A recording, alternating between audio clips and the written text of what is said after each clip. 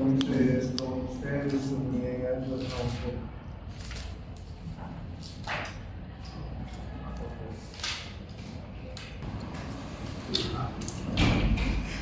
Bueno, ustedes saben que los riñones se encuentran ¿en qué cuadrante? Los flancos. En los flancos o región lumbar también se dice, porque están apoyados sobre los músculos posteriores del abdomen.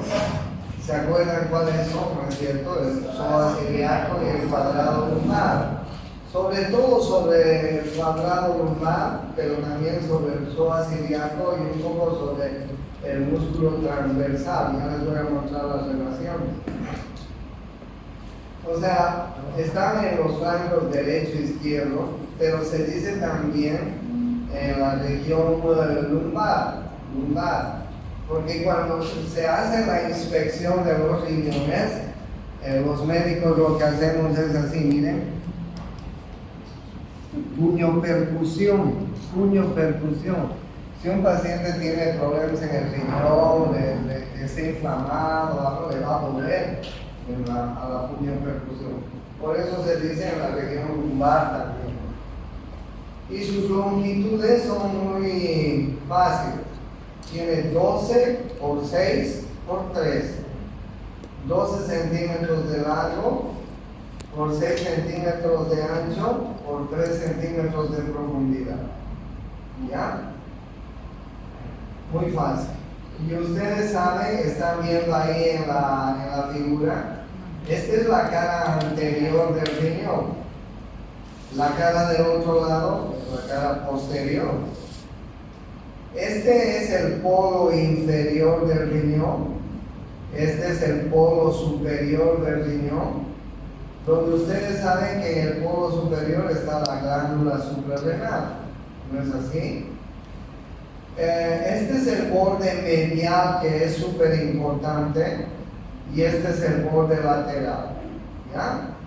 O sea, el riñón tiene cara anterior, cara posterior, polo superior, polo inferior, borde medial, borde lateral. En el polo superior, la glándula suprarrenal. En el borde medial, ¿qué están viendo que hay en el borde medial? Vena y arteria. ¿Qué se llama ese lugar donde está entrando? El ilio renal. Y ustedes pueden ver la relación. Los riñones son órganos retroperitoneales, ¿no? Y vean ustedes la relación que existe algo más. El riñón derecho está un poco más descendido que el riñón izquierdo. ¿Por qué?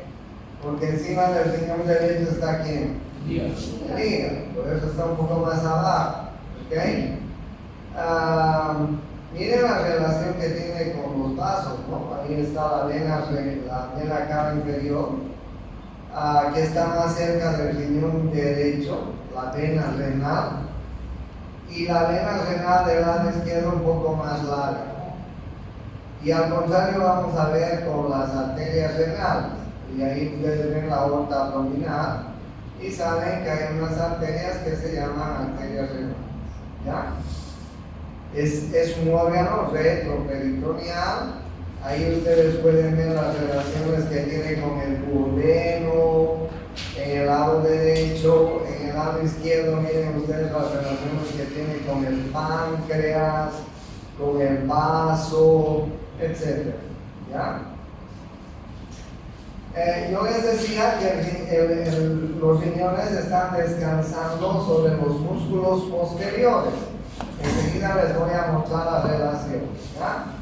Y en el lado derecho, la costilla número 12, pues protege un poco el riñón derecho. En el lado izquierdo, las costillas 11 y 12 protegen mejor al riñón izquierdo.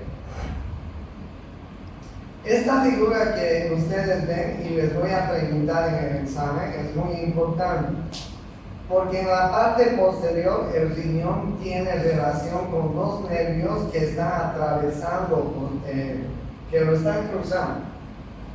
Uno es, como ustedes están viendo en la figura, el nervio ilio hipogástrico, y otro es el nervio ilio inguinal. Estos nervios están saliendo de la médula, de la región lumbar de la médula. Y miren, salen de la médula, cruzan a los riñones en la pared posterior, vienen hasta la parte de los oblicuos, del transverso, miren, y se dan la vuelta, los dos nervios. Y los dos nervios terminan en la región inguinal y en los genitales externos. Por eso es que cuando una persona tiene un problema urinario o un problema renal, tiene dolor en la región lumbar, pero muchas veces ese dolor se le irradia hacia adelante.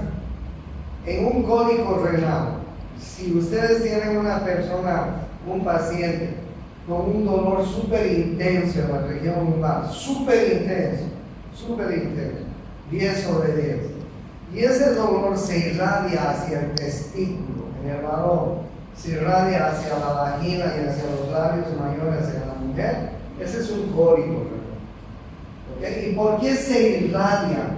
Porque el nervio ilio hipogástrico y el ilio inguinal parten de acá y tienen este recorrido, vienen hasta aquí abajo. ¿En la mujer dónde se siente? En el labio mayor y en la vagina. Entonces, cuando ustedes tengan un paciente así muy intenso, los pacientes con cólico renal están eliminando piedritas por el uretra. Y un paciente con cólico renal no se queja del dolor así, sino está saltando, está inquieto. He visto pacientes que se suben a una silla, que saltan de una silla, que tratan, muchas gracias, que tratan de eliminar la piedra. Es un dolor tipo parto, más o menos. O sea, intenso, pero y además viene así. Les doy la sabor. ¿Por qué? Por la relación que hay con el nervio ilio hipogástrico y el nervio ilio inguinal. No se van a olvidar porque además se pregunta el examen. ¿Ya? Entonces miren la cara posterior del riñón. Tiene el riñón izquierdo, que les estoy señalando, está cubierto en parte por la costilla 11, 12 y parte diafragma. Y vean ustedes que está asentado sobre el transverso, sobre el cuadrado lumbar fundamentalmente y sobre el psoas. ¿Ya? En el lado derecho, que el riñón derecho está un poco más descendido, ahí veo el área del diafragma, la costilla 12, el músculo cuadrado lumbar, un poquito ustedes están viendo el transverso y aquí el psoas. ¿Ok? Eso se apoya sobre estos músculos y también sobre el diafragma, el riñón. Esa es la cara posterior. ¿Ya? Esta es la cara anterior del riñón. Les cuento que el riñón tiene una pequeña cápsula, tiene una cápsula alrededor del riñón, que es como la cáscara del limón, o si quieren de la lima. ¿Conocen la cáscara de la lima o del limón? ¿No es cierto? Así delgadita es, y protege bien al riñón. Es un neutro. ¿Ah? No es peritoneo, es una cápsula propia del riñón, que se llama así, la cápsula fibrosa renal. ¿Sí? Y ustedes vean acá en esta figura, vean el ilio, ¿no? Ahí está primero la vena, después la arteria y después la pelvis.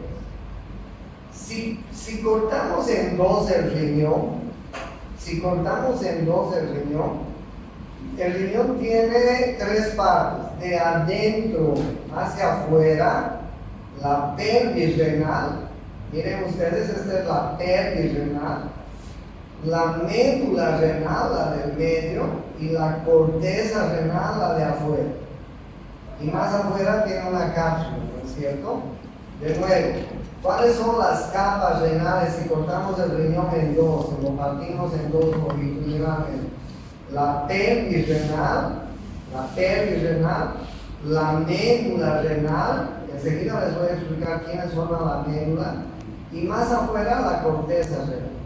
Ahora bien, miren ustedes, la pelvis renal es este ensanchamiento que ustedes ven aquí en la parte inicial del riñón, que luego se continúa con el ureter.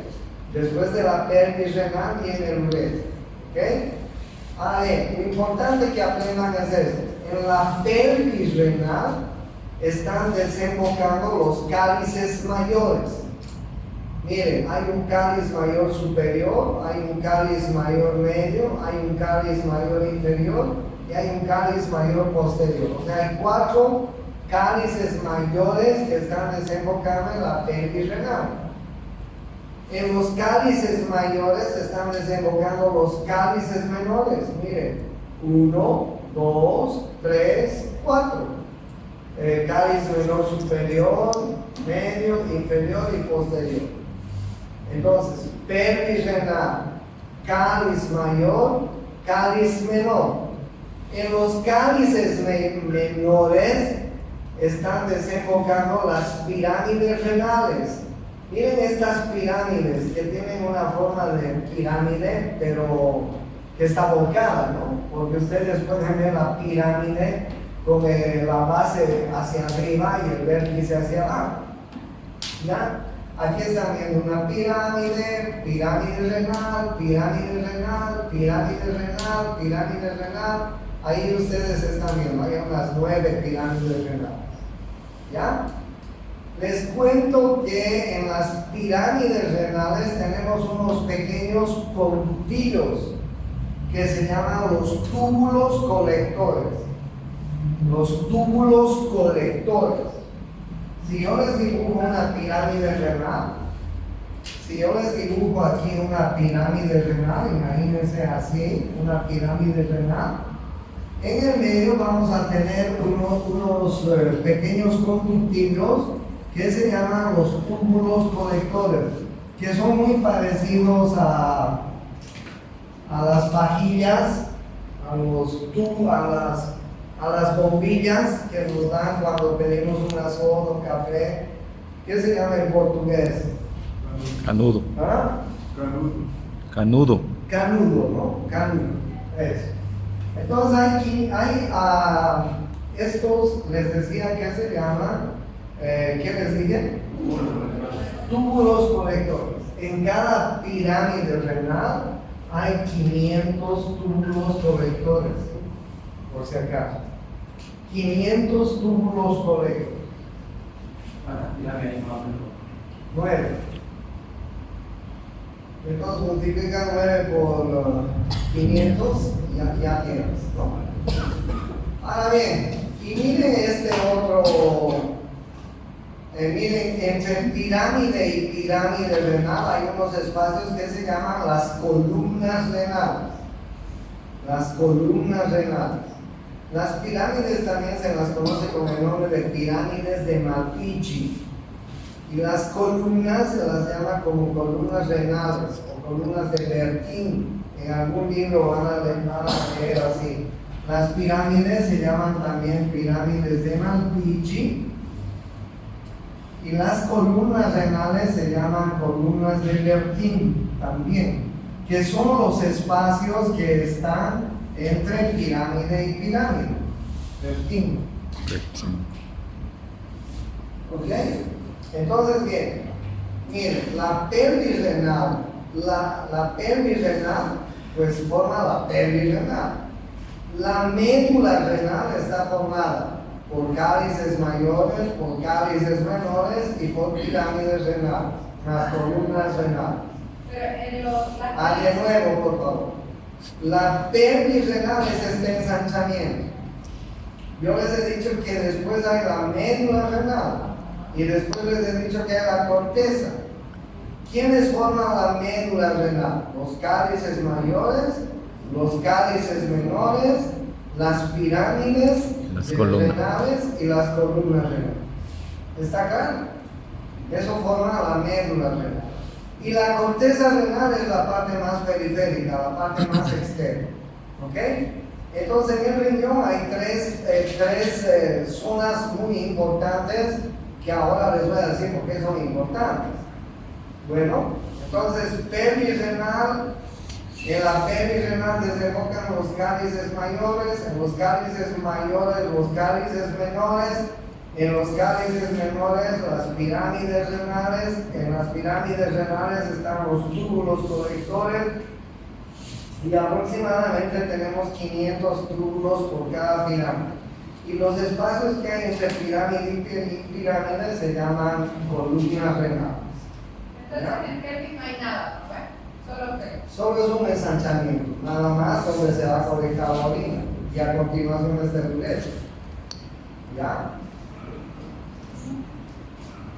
Ahí ustedes tienen la relación que tiene el riñón con la vena, con las venas renales. Ustedes pueden ver que la vena renal es más corta en el lado derecho, más larga en el izquierdo. Vean ustedes que la arteria renal es más corta en el lado izquierdo y es más larga en el derecho, ¿no? Ustedes saben que las venas renales están desembocando en la cara inferior. Eso está por demás aclarar. Y ustedes saben que las arterias renales están saliendo de la aorta abdominal. Saben ustedes bien. Ahora bien, miren ustedes lo que hace la arteria renal. Es tremendo cómo se ramifica la arteria renal. Arteria renal, cuando está entrando al riñón, va a dar estas arterias segmentarias que están viendo ustedes. Una arteria segmentaria apical, una arteria segmentaria anterosuperior, una arteria segmentaria anteroinferior, una arteria segmentaria posterior, ahí atrás, miren, y arterias segmentarias inferiores. Miren cómo se ha ramificado la arteria renal, ¿ya? Pero eso no es todo, porque ahora las arterias segmentarias van a empezar a ramificarse en arterias interlobulares. Miren ustedes las arterias interlobulares. A continuación de las arterias segmentarias están las arterias interlobulares. Y a continuación de las arterias interlobulares, como ustedes están viendo en la figura, están las arterias, las interlobulares, como ustedes están viendo, están entrando en las columnas renales. Miren, esta es una arteria interlobular, esta es una arteria interlobular, arteria interlobular, arteria interlobular, arteria interlobular. Miren cómo las arterias interlobulares entran en las columnas renales. Cuando llegan a la parte distal de la columna, se van a transformar en arterias arqueadas. Y cuando llegan más a la periferia, en arterias radiales. ¿Ok? A ver, de nuevo, arteria segmentaria superior o apical si quieren, arteria segmentaria anterosuperior, arteria segmentaria posterior, esta de acá, arteria segmentaria anteroinferior, arterias segmentarias inferiores. Estas arterias segmentarias se dividen en interlobulares que entran a las pirámides renales. Estas arterias interlobulares se dividen en arterias arqueadas, luego en arterias radiales. ¿Ok? Y las arterias radianas, miren dónde se encuentran, la corteza renal. Pero ahí no termina todo. Ahí no termina todo porque les cuento que a continuación vamos a formar esto que les voy a explicar en la pizarra mejor.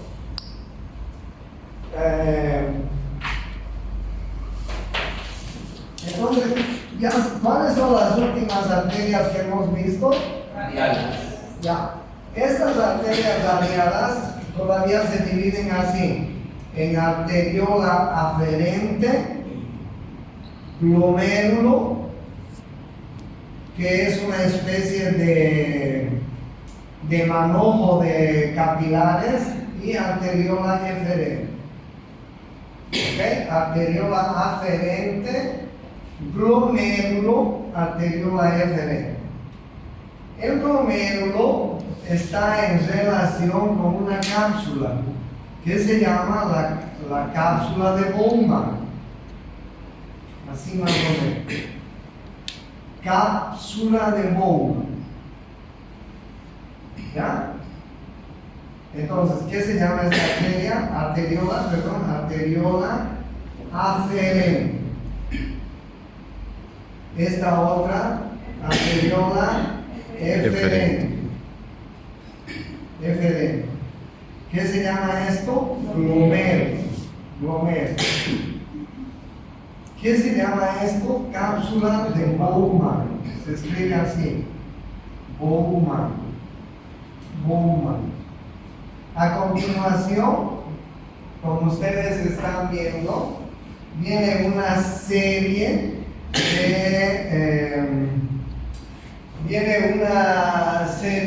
de túbulos.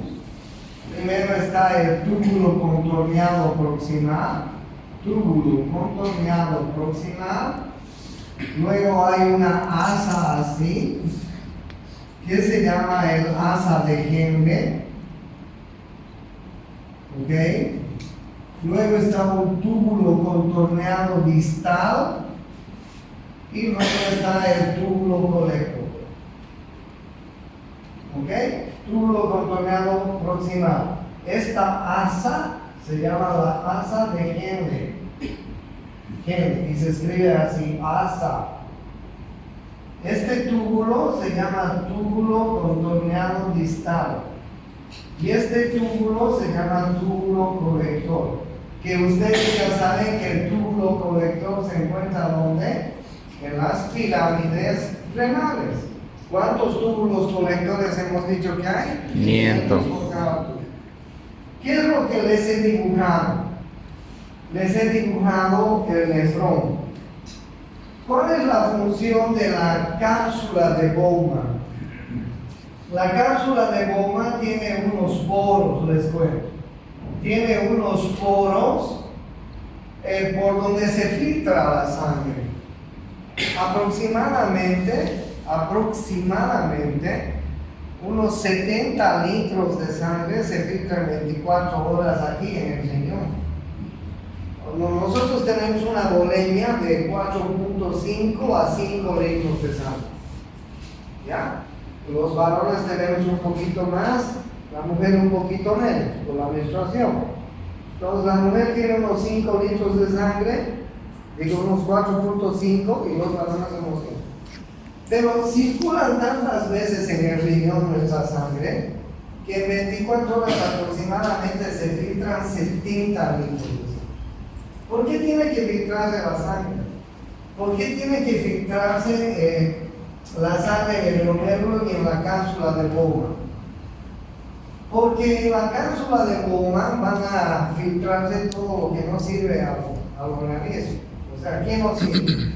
Por ejemplo, el agua excedentaria se va a filtrar. Si tenemos agua que nos sobre en el organismo, va a entrar acá. Si tenemos sodio que nos sobra en el organismo, va a echar acá. Si tenemos cloro que nos sobra, va a entrar acá. Si tenemos potasio, si tenemos magnesio, si tenemos fósforo, en fin, si tenemos agua y electrolitos, van a entrar acá. Algunas toxinas que son formadas en el organismo, como por ejemplo la urea, como por ejemplo la creatinina, como por ejemplo el ácido úrico. Muchas otras toxinas se van a eliminar por acá. Se van a eliminar. ¿Y para qué nos sirve el aparato renal? ¿Para qué nos sirve? Para excretar todo lo que no le sirve al cuerpo, ¿no? Es decir, para excretar en forma de orina lo que no le sirve a nuestro cuerpo. ¿Entienden? Lo que no le sirve a nuestro cuerpo. Entonces, miren qué importante es el nefrón. Miren qué importante es el glomérulo y la cápsula de Bowman. Hay una sola cosa que no puede filtrar acá en la cápsula de Bowman. Solo hay una cosa que normalmente no puede filtrarse y son proteínas. Las proteínas no entran en la cápsula de Bowman. No entran. Si una persona en la orina comienza a eliminar proteínas, esa persona tiene una insuficiencia renal. Esa cápsula se ha dañado, se ha arruinado, no sirve y ese paciente está con insuficiencia renal. No pueden salir las proteínas, nunca, en condiciones normales. Nunca perdemos eso. Esta unidad se llama la unidad anatómica y funcional del riñón. ¿Ok? ¿Saben cuántas nefronas tenemos? 1 millón por riñón. 1 millón de nefronas por riñón.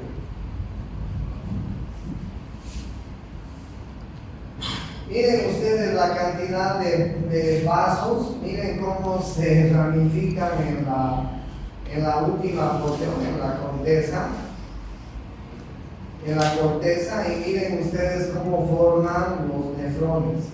Es increíble cómo el riñón está formando estas pequeñas células. Más o menos. ¿Ok? Ahora aquí voy a hacer una pequeña pausa y les voy a mostrar esta presentación para que me entiendan mejor. Entonces, ¿cuáles son las funciones del riñón? Miren, es así, anótenlas. Excretan desechos, controlan el volumen de sangre, porque nosotros tenemos un volumen de sangre, una volemia. 5 en el varón, 4.5 en la mujer. Si excedemos de tomar líquidos, tenemos que eliminarlos, ¿no es cierto? Y si nos falta, el riñón va a retener también. Regula la homeostasis, es el principal regulador junto con el pulmón. Regula la reabsorción de electrolitos, produce orina. Sí, ahí está bien. Regula la reabsorción de electrolitos y produce orina. Pero voy a seguir. Atiéndanme bien. Entonces, bien, ahí yo les estoy mostrando la estructura de un nefrón. Ahí ustedes pueden ver la arteriola aferente, el glomérulo, la arteriola eferente, la cápsula de Bowman, el túbulo contorneado proximal, el asa de Hegel, el túbulo contorneado proximal, el túbulo colédoco. ¿Sí? Ahí ustedes pueden ver cómo es la cápsula de Bowman. Miren qué bonita es esa figura, porque ustedes ven la arteriola aferente, el glomérulo, la arteriola eferente y la cápsula de Bowman. La cápsula de Bowman es el filtro, es como la coladera que tenemos en el lavamanos. Después de lavar los platos, los restos alimenticios, ¿dónde lo vaciamos? A una coladera, ¿no es cierto?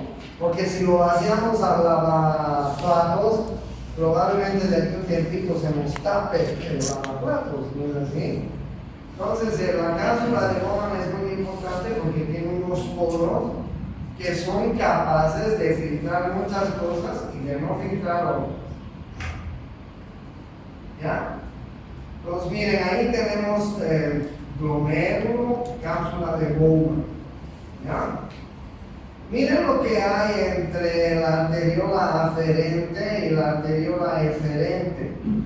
Hay un pequeño conjunto de células que se llama la mácula densa.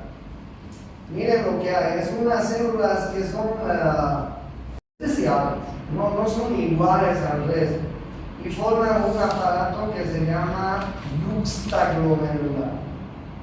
Este pequeño aparato yuxtaglomerular es súper importante en nuestro organismo. Miren, es un pequeño conjunto de células diferentes, que forman un aparato que se llama yuxtaglomerular. No soy yo. ¿Qué se llama yuxtaglomerular?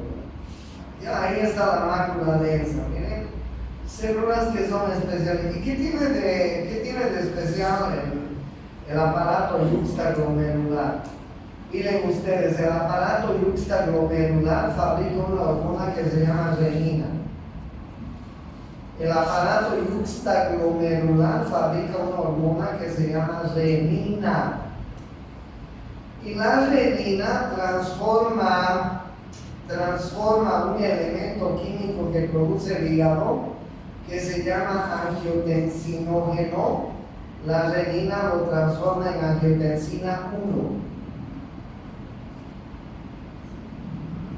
Por favor, atiendan. La renina transforma el angiotensinógeno en angiotensina 1. El pulmón secreta una enzima que se llama enzima convertidora de angiotensina, ECA, así se llama.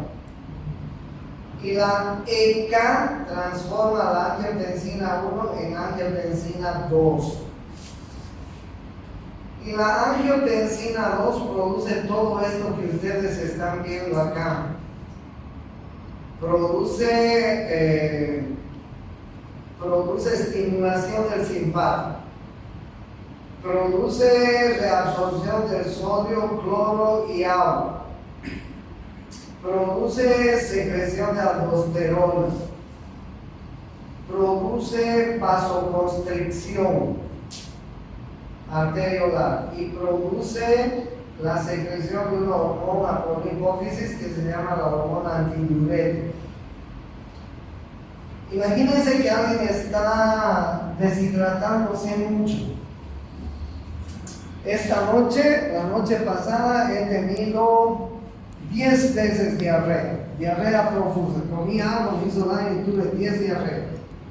Pero además vomité 5, 6, 7 veces durante la noche. Y además tuve fiebre, algo me hizo daño. ¿Cuál es la conclusión de perder tanto líquido, tanto electrolito? Porque por la diarrea vamos a perder líquidos, electrolitos, por los vómitos igual, por la fiebre igual. ¿En qué termina? En deshidratación. Deshidratación aguda. Si no me reponen líquidos y electrolitos, me puedo morir. Pero el cuerpo es sabio, el cuerpo va a comenzar a activar el sistema de la renina, angiotensina, aldosterona. ¿Para qué? Para retener líquidos y electrolitos. ¿Ok? Imagínense una hemorragia, una mujer que está con un aborto, está perdiendo sangre. El organismo va a producir su sistema de renina, angiotensina, aldosterona. Imagínense un paciente que ha tenido una herida y está perdiendo sangre. El organismo va a comenzar a funcionar su mecanismo del sistema de la renina, angiotensina, aldosterona. ¿Por qué? Porque el organismo necesita retener líquidos y electrolitos que ya no se siga perdiendo. Miren qué sabio. Entonces, el sistema de la renina, angiotensina, aldosterona sirve para retener líquidos. Miren lo que hace. Activa el sistema simpático, adrenalina, noradrenalina, reabsorbe sodio, cloro y agua y potasio, lo excreta, secreta aldosterona, que retiene el agua y el sodio, la aldosterona, produce vasoconstricción, cierra los vasos periféricos y la sangre va a comenzar a ir al cerebro, al corazón, a los riñones. Y además va a secretar una glándula por la hipófisis que se llama la hormona antidiurética. La hormona antidiurética, como dice su nombre, evita que se produzca diuresis. Pues es un mecanismo de defensa bien interesante que se produce en el organismo. Cuando estamos perdiendo líquidos, y además gracias a este sistema de renina, angiotensina, nuestra presión arterial va a elevar, porque cuando perdemos sangre, cuando perdemos líquidos, electrolitos, ¿qué pasa con la presión arterial? Baja, ¿no es cierto? Baja. Ustedes comprenden que la presión arterial va a bajar, se va a ir al tacho si perdemos mucho líquido, electrolito. ¿Cómo compensamos la subida de presión? Con el sistema de la renina, angiotensina, aldosterona. ¿Y quién produce la renina? Porque aquí el gatillo de todo es esta renina. Produce esta cagadita de grupo de células que se llama la mácula densa y forma el aparato yuxtaglomerular. El aparato yuxtaglomerular es el encargado de secretar renina. Y la renina es la encargada de transformar el angiotensinógeno 1, el angiotensinógeno en angiotensinógeno 1. ¿Quién fabrica el angiotensinógeno? El hígado. ¿Ok? Entonces, miren ustedes, la renina transforma el angiotensinógeno en angiotensina 1. Una enzima que fabrica el pulmón, enzima convertidora de angiotensina, fabrica la angiotensina 1 en angiotensina 2. O digo, convierte la angiotensina 1 en angiotensina 2. Y miren las funciones de la angiotensina 2. ¿Ya? Esa es otra función especial que tiene el riñón. Desregula el mecanismo de la renina, angiotensina, aldosterona. Así se llama. ¿Ok? En conclusión, ¿cuáles son las funciones del riñón? ¿Cuáles son?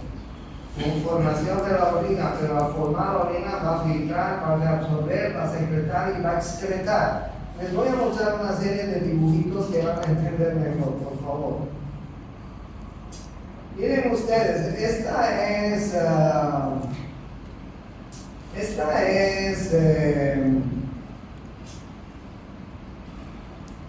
ustedes están viendo arteriola aferente, glomérulo, arteriola eferente. ¿Es así?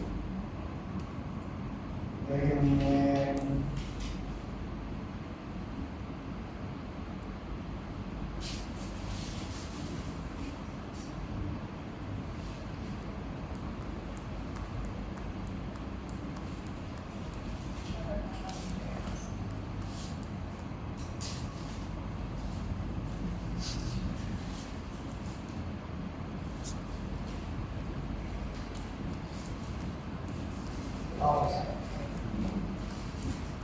Filtrando de esta manera, chicos, esto queríamos hablar.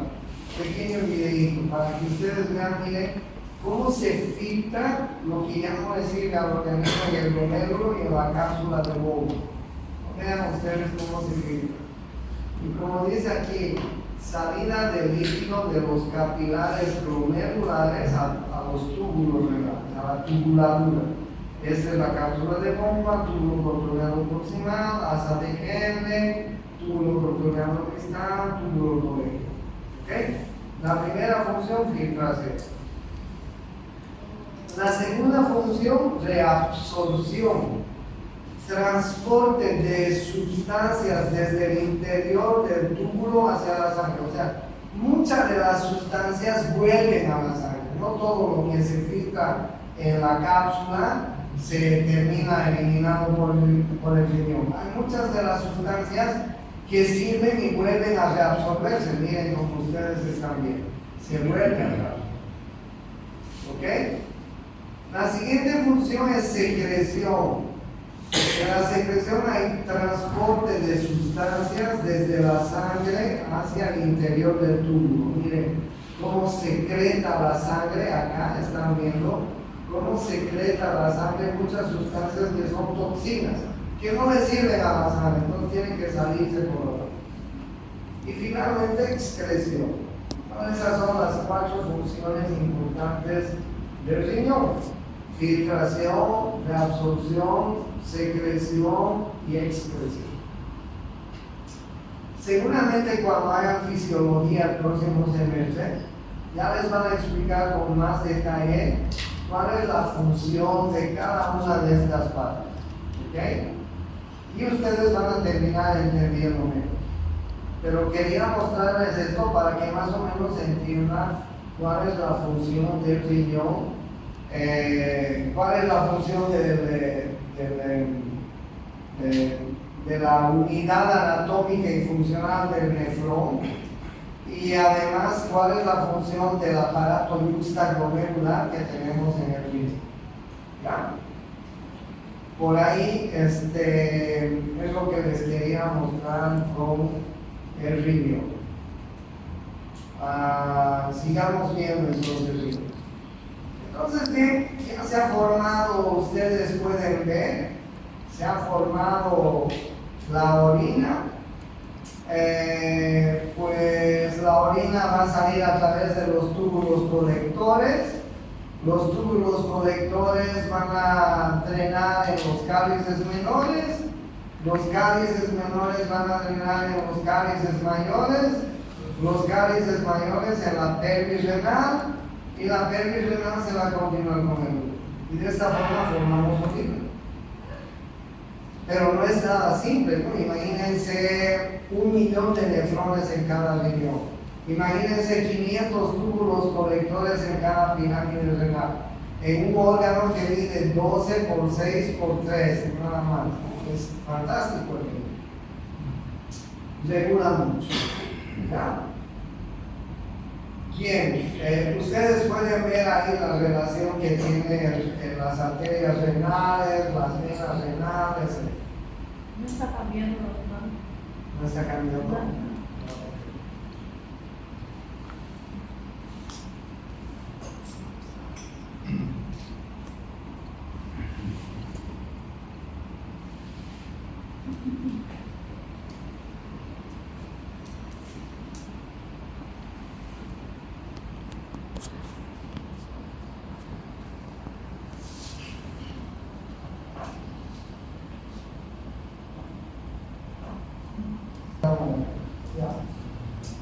Bueno, ¿y qué viene después de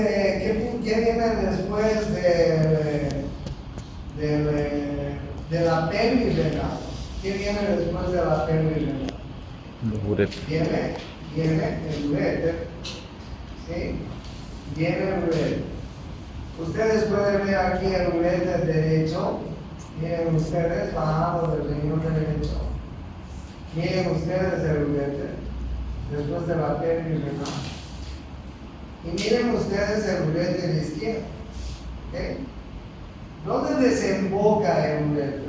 La vejiga. En la vejiga. En la vejiga. ¿Okay? Este conducto mide aproximadamente 30 centímetros. Desde la pelvis renal hasta su desembocadura en la vejiga. Tiene aproximadamente 6 a 7 milímetros de diámetro, nada más. 6 a 7 milímetros de diámetro. Y tiene 30 centímetros de largo. ¿Por qué les digo el diámetro? Porque una patología muy frecuente es la litiasis renal, el cálculo renal. El riñón forma cálculos renales y esos cálculos renales tienen que bajar por el uréter. Y al bajar un cálculo renal por el uréter va a producir mucho dolor, muchísimo dolor. Porque imagínense, solamente tiene 6 a 7 milímetros de diámetro. ¿Qué pasa si el cálculo mide 7 milímetros de diámetro? Va a bajar pero raspando ese uréter. Y si tiene 8, estamos jodidos. No va a bajar. Porque además les cuento que el uréter tiene 4 estrecheces que deben saber, porque les voy a preguntar. Tiene 4 estrecheces el uréter. La primera estrechez es a nivel de la pelvis renal. Ahí donde se une a la pelvis, esa es la primera estrechez, es más estrecho. La segunda estrechez, miren, está bajando el uréter y hay un momento que llega y cruza, esta es la arteria gonadal, los vasos gonadales. En la mujer se llama ováricos, en el hombre testicular. La segunda estrechez está en el entrecruzamiento de los vasos gonadales. Ahí es más estrecho el uréter. La tercera estrechez es en el entrecruzamiento de los vasos ilíacos. Miren el uréter, entrecruza, así, muenta a los vasos ilíacos si va al entero. ¿Ok? Esa es la tercera estrechez, ahí es más estrecho. Yo les decía que mide 7 a 8 milímetros de diámetro. Aquí son 1 o 2 milímetros más angostos. Y la cuarta estrechez es en la desembocadura de la vejiga. Ahí están viendo ustedes la vejiga. ¿Ok? ¿Por qué el médico tiene que saber dónde están las estrecheces? Porque cuando tú tienes un paciente con cólico renal, le vas a pedir una radiografía o una tomografía.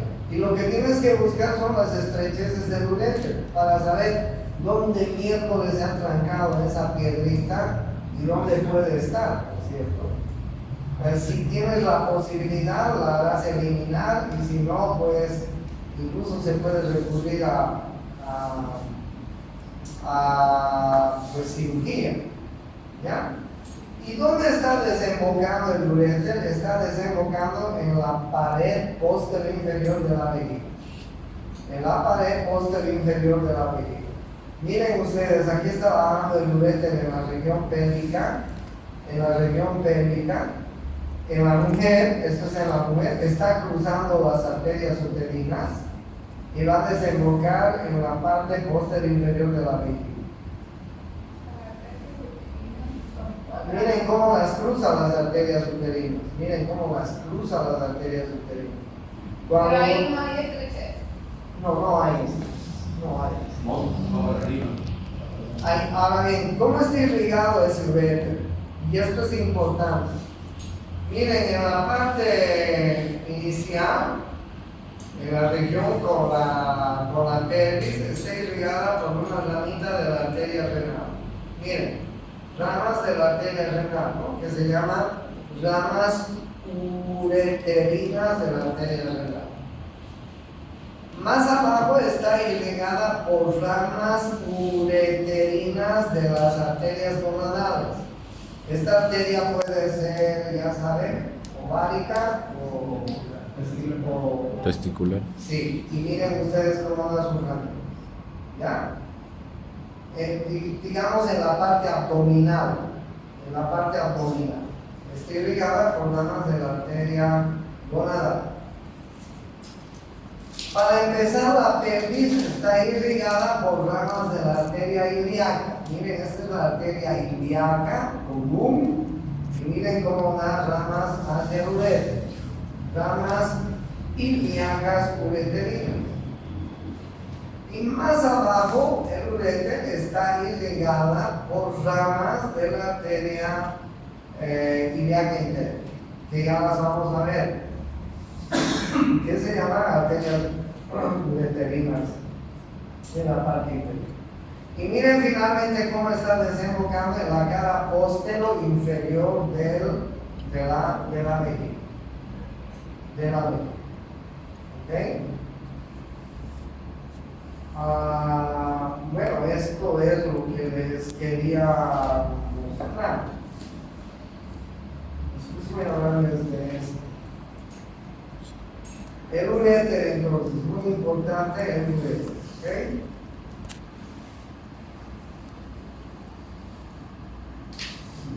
Y ahí me voy a quedar. Miren, así, y después está la vejiga. Esta es la vejiga. Esto más les voy a mostrar. Miren la vejiga. Esto que ustedes están viendo acá es el pubis, ¿no es cierto? Detrás del pubis en el hombre está ¿quién? La vejiga, ¿no es cierto? Detrás de la vejiga están las glándulas seminales, la próstata, en fin, y detrás está el recto. Esta es la posición de la vejiga. ¿Qué se llama esta cara de la vejiga que está mirando hacia el pubis? La cara que mira, la cara de adelante, ¿qué se llama? Cara anterior. Esta cara que ustedes ven acá se llama cara postero-inferior. La cara postero-inferior de la vejiga. Y esto que ustedes están viendo se llama el vértice de la vejiga. El vértice de la vejiga está fijado por un ligamento que se llama ligamento umbilical medio, que lo hemos visto alguna vez con el peritoneo, o mejor conocido como uraco, que parte desde la parte interna del ombligo y se inserta en el vértice de la vejiga. Y este ligamento se llama el ligamento umbilical medio, pero es más conocido como uraco. Cuando la mujer tiene cistitis, en muchas ocasiones le duele el ombligo. ¿Por qué le duele el ombligo si la infección es aquí abajo? Por el reflejo, porque el uraco está elevando la vejiga y la está llevando hacia el ombligo. Miren, este es el uraco, ligamento umbilical medio. O sea, si alguna vez una chica les dice, tengo cistitis, pero me duele fuerte el ombligo, créanme, porque ahí está el uraco insertándose. ¿Ok? Entonces ahí está la porción de la vejiga. Y ahí me voy a quedar porque a continuación tengo que hablar de pelvis, pero en pelvis y aparato reproductor masculino tengo que hablarles del piso de la pelvis, del piso del periné, para luego contarles cómo están apoyados los órganos reproductores dentro del piso. Pero tal vez les puedo hablar porque había sido todavía temprano. Oigan, miren, este es el piso, ¿no? Este es el piso del periné. Ustedes ya han oído hablar alguna vez de ello. Miren, este es el músculo elevador del ano. Todo esto es el músculo elevador del ano. Y el músculo elevador del ano tiene sus orificios naturales, ¿no es cierto? Miren ustedes, ahí está, por ejemplo, este orificio que ustedes están viendo para la uretra masculina. Este orificio es para el recto en el caso del varón, ¿no? En el caso de la mujer hay 3 orificios, ¿no es así? 3 orificios, uno es para la vejiga, pues uno es para vejiga y uretra, otro es para la vagina y otro es para el recto. Pero bueno, les hablaré del piso de la pelvis. El piso de la pelvis está formado, ahí ustedes están viendo, este es un piso femenino, uretra, vagina, recto. Elevador del ano. Elevador del ano. Y el elevador del ano les cuento que tiene varias porciones. Miren ustedes, esta porción, por ejemplo, es la porción pubocoxigia, desde el pubis hasta el coxis. Por eso se llama pubocoxigia. Miren, acá al lado hay una porción pubocoxigia y hay una porción puborectal.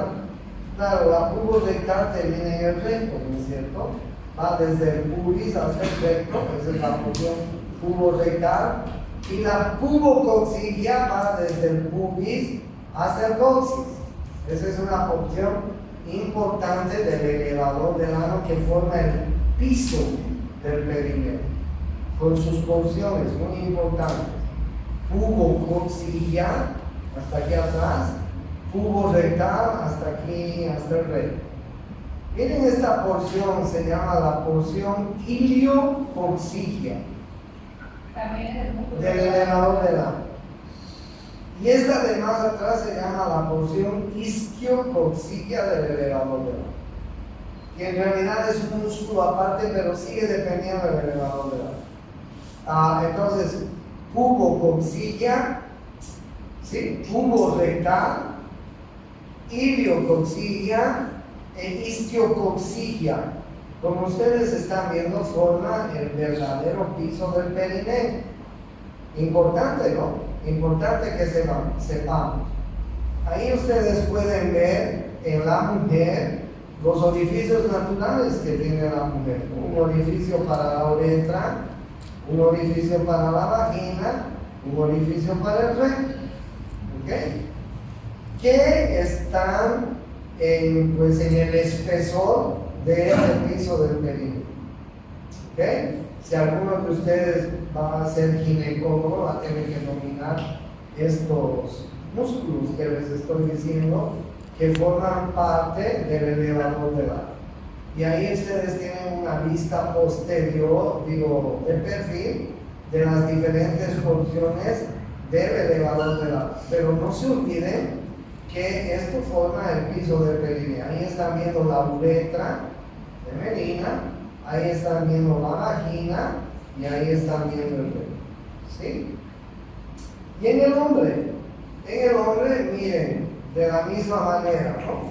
Ahí están, no, esta es mujer, sigue siendo mujer.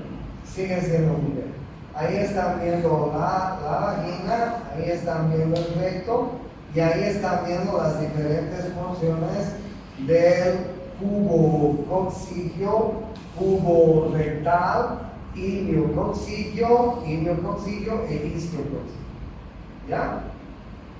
Esa es otra vista. ¿Esto qué es? Esto ya es valor. No, ahí ustedes tienen las diferentes porciones del músculo elevador del agua. Sobre este piso del perine, este es valor. Sobre este músculo del perine se van a sentar los órganos que tenemos, ¿no? Ahí ustedes están viendo la vejiga, miren. Esta es la cara anterior de la vejiga, es una vejiga vacía, por eso se la ve como si tuviera una cara anterior, como si tuviera una cara posterior y una cara inferior. En realidad la vejiga cuando está llena se dice postero-inferior y esta cara es la cara anterior. Este es el vértice de la vejiga que está suspendido por el uraco, ahí ustedes están viendo. ¿Ya? Esta es la posición normal del útero en la mujer. El útero en la mujer, miren, detrás de la uretra está la vagina y el útero está en anteversoflexión. La posición normal del útero es anteversoflexión. ¿Ok? No se olviden, la posición del útero es anteversoflexión. ¿Ya? Ahí están viendo una vejiga masculina. La cara anterior, la cara postero-inferior, el vértice, el que está suspendido por el uraco. ¿Ya? Miren ustedes la vejiga, ¿no? La vejiga, como ustedes saben, es un colector de la orina que está recibiendo orina de los uretres, ¿no? Ahí ustedes tienen una vejiga masculina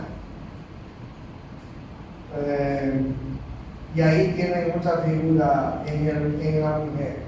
La cara anterior de la vejiga, la cara postero inferior de la vejiga, el vértice de la vejiga que está suspendido por el uraco. ¿Ya? Detrás de la vejiga está la vagina. El útero está en anteversoflexión, no se olviden, normalmente. Ahí está la vejiga. Miren, esta es la pelvis, este es el pubis. Aquí está la cara anterior de la vejiga, este es el vértice suspendido por el uraco y detrás está la cara postero inferior de la vejiga. ¿Okay? Ahí ustedes tienen la vejiga. La vejiga es un órgano subperitoneal. Ahí están viendo el peritoneo y ahí están viendo ustedes la vejiga. Tiene varias capas, una capa serosa, tiene una capa muscular muy importante, tiene una submucosa y una mucosa que ustedes están viendo en la figura, muy importante también. ¿Ya? Esta es una vejiga femenina. Miren ustedes, ahí está la desembocadura. En la cara postero inferior están desembocando los uréteres. ¿Ya? Y acá están haciendo la uretra. Este triángulo que ustedes están viendo acá se llama trígono vesical. Este triángulo que ustedes están viendo se llama trígono vesical. La capa muscular de la vejiga, les cuento que en la parte inferior, aquí en la parte inferior, se engrosa. se engrosa justamente ahí y forma el músculo detrusor de la vejiga. Músculo detrusor de la vejiga. Miren, aquí están viendo ustedes los conductos de excreción o de salida de los uréteres. Y aquí están viendo la uretra. ¿Qué se llama este triángulo? Se llama trígono vesical, trígono de la vejiga. ¿Para qué? Y enseguida te explico. Miren la capa muscular. Y debajo de la capa muscular hay una submucosa y una mucosa. En esta parte inferior, la muscular se engrosa y forma un músculo que se llama el detrusor de la vejiga. ¿Para qué es el músculo detrusor de la vejiga? Cuando nosotros vaciamos la vejiga, hombres y mujeres, el detrusor de la vejiga hace esto. Exprime la vejiga. Exprime la vejiga. Puede quedar orina en la vejiga. Puede quedar normalmente restos de orina después de la micción en la vejiga. No, en condiciones normales no, porque si quedaría un resto de orina, ese sería un cabo de cultivo para las bacterias. Entonces, cuando nosotros vaciamos la vejiga, el detrusor de la vejiga se encarga de, si vale el término, exprimir la vejiga, ¿sí? Y la poca cantidad de orina que puede quedar en el trígono, en ese trígono que les he mostrado, tiene que vaciarse. En condiciones normales, nosotros vaciamos toda la vejiga, no dejamos nada de orina. Claro, en condiciones patológicas sí puede quedarse restos de orina en la vejiga, pero esa persona va a tener infecciones crónicas y a repetición, porque la orina se va a convertir en un caldo de cultivo de las bacterias. Entonces, miren qué importante es el trígono de la vejiga, que tiene la función de vaciar completamente la vejiga. Y sobre todo esta parte que podría quedar un resto de orina en el trígono vesical. ¿Qué me querías decir? El trígono no es el mismo que el músculo detrusor, ¿verdad? No, el trígono, miren, es este triángulo que está formando los orificios de expresión, uréter derecho, uréter izquierdo y el orificio de origen de la uretra. ¿Esta uretra, qué uretra es, masculina o femenina? ¿Ah? Femenina, miren qué cortita es la uretra femenina. ¿Saben cuánto mide la uretra femenina? Apenas 4 a 5 centímetros. Poquito menos, 4 centímetros. Esta es una uretra masculina, que ya les voy a hablar de ella. Miren, igual acá. Este es el trígono de la vejiga en el varón. Ahí están viendo el detrusor, el músculo detrusor de la vejiga. Lo que pasa es que en la mujer, en la uretra, hay un solo esfínter. En la uretra femenina hay un solo esfínter. Por eso a la mujer es más fácil vaciar la vejiga. La mujer se sienta, relaja su esfínter y se vacía. El hombre no, el hombre tiene doble esfínter ahí en la vejiga. Por eso que al hombre le cuesta un poquito más vaciar la vejiga. Y si es viejo, más aún, si todavía encima la próstata crece, estamos más jodidos todavía, porque vamos a tardar más en vaciar la vejiga. ¿Entienden? Entonces ahí ustedes tienen el trígono vesical y la capa muscular de la vejiga, que en esta parte se llama el detrusor de la vejiga. Y las capas de la vejiga son la serosa, la muscular, una submucosa y una mucosa. ¿Cuál es la función de la vejiga? Fundamentalmente colectar orina. Y después pues se vacía. ¿Hay diferencias entre la uretra femenina y la uretra masculina? Sí, mucho. Porque la uretra femenina es corta, la uretra masculina es larga. También. Es que la uretra masculina tengo que mostrarles, porque la uretra masculina tiene varias porciones, incluyendo la uretra que está, en el pene. Pero no solo es eso. Si te digo cuánto mide en total la uretra masculina, les va a causar gracia, pero es sumado muchas partes de la uretra. ¿Ok? No sé si tengo una figurita. No lo tengo. Pero ya les voy a contar cuando veamos uretra masculina. ¿Quién se enferma más de infecciones de la vejiga, de las vías urinarias? ¿El hombre o la mujer? La mujer. ¿Por qué? Porque tiene una uretra corta. Las niñas, por ejemplo, nosotros en el recto y en el ano tenemos vecindades que no pueden venir hacia adelante, ¿no es cierto? Tenemos bacterias que forman parte de la flora bacteriana que de ninguna manera pueden venir adelante. Y en la mujer, pues es muy fácil, porque el recto y la vagina y el recto tiene aproximadamente 5 centímetros nada más de distancia. Entonces una niña, porque ustedes que son jóvenes tienen una buena defensa en la vagina, pero una niña que no tiene defensas y que no le han enseñado, por ejemplo, a tener la higiene adecuada después de ir al baño, los vecinos del recto y el ano van a venir hacia la vagina, hacia la vejiga y pueden producir. ¿Es frecuente en las niñas las infecciones urinarias?